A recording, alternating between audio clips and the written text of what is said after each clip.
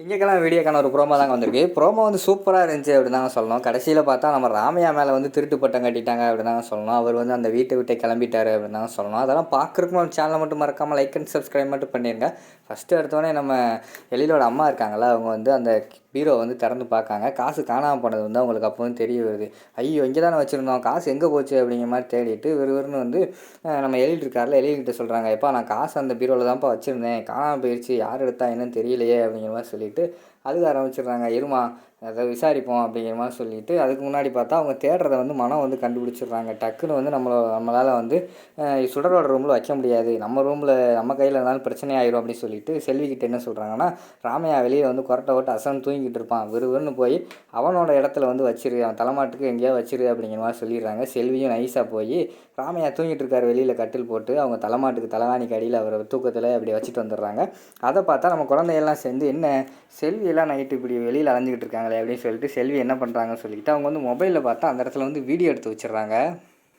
இங்கிட்டு பார்த்தா வீட்டுக்குள்ளே வந்து பயங்கரமான கலவரம் ஆயிடுச்சு. என்னடா காசு காணாமல் போயிடுச்சே அப்படின்னு சொல்லிட்டு வீட்டுக்குள்ளே கலவரம் ஆயிடுச்சு. எல்லோரும் அங்கங்கே தேடுறாங்க. கடைசியில் வந்து போட்டு விட்டுறாங்க. ராமையா வந்து செல்வியும் மனவும் சேர்ந்து ராமையா வந்து போட்டு விட்டுறாங்க. காசு எனக்கு திருடினது என்னமோ ராமையாவை தான் இருக்குது, அவர் வீட்டுக்குள்ளே யாரும் திருடி இருக்க முடியாது, வெளியில் இருக்கிற ஆள் தான் திருடி இருக்கணும் அப்படிங்கிற மாதிரி சொல்லிட்டு ராமையா மேலே பழி போட்டுறாங்க. ராமையா வந்து ஐயா நான்லாம் திருட மாட்டேயா அப்படின்னு சொல்லிட்டு அவர் என்னென்னமோ சொல்லி பார்க்காரு. ஆனால் நம்ப மாட்டேங்காங்க. கடைசியில் பார்த்தா அவரோட தலைமாட்டு கையிலேருந்து எடுத்துகிட்டு வந்துடுறாங்க காசை. பார்த்தீங்களா, காசை வந்து ராமையா தான் திருடியிருக்காரு அப்படிங்கிற மாதிரி சொல்கிறாங்க. உடனே ராமையா மேலே டென்ஷன் ஆயிடுறாரு எழில். இனிமேல் நீ வந்து வீட்டில் இருக்கக்கூடாது ராமையா, வீட்டை விட்டு கிளம்பு அப்படிங்கிற மாதிரி கோபத்தை சொல்லிடுறாரு. அடுத்து நம்ம கவின் வந்து செல் எட்டுவார். அப்பா காசை திருநது ராமையா கிடையாது, செல்வி ஆண்டியாக திருநாங்க அப்படின்னு சொல்லிட்டு வீடியோ போட்டு காட்டுறாங்க. போட்டு காட்டவுடனே பயங்கரமான ஷாக் ஆயிடுது. அதுக்கடுத்து பார்த்தா செல்வியை பயங்கரமாக திட்டி வீட்டை விட்டு வெளியில் அப்படிங்கிற மாதிரிலாம் திட்டி வச்சிடுறாரு. அடுத்து ராமையா வந்து மனசு வருத்தத்திலே இருக்கார். சரின்னு சொல்லிட்டு அவர் இந்த வீட்டிலே இருக்கக்கூடாது, நம்ம போயிடுவோம் அப்படின்னு சொல்லிட்டு அவர் லக்கேஜ் எல்லாம் பேக்கப் பண்ணிடுறாரு. அந்த இடத்துக்கு வந்து சுடரும் குழந்தைங்கள்லாம் வராங்க. ராமையா எங்கே போகிறீங்க அப்படிங்கிற மாதிரி சுடர் கேட்குறாங்க. இல்லைம்மா நான் இனிமேல் இந்த வீட்டில் இருக்க மாட்டேன் அப்படிங்கிற மாதிரி சொல்கிறாங்க.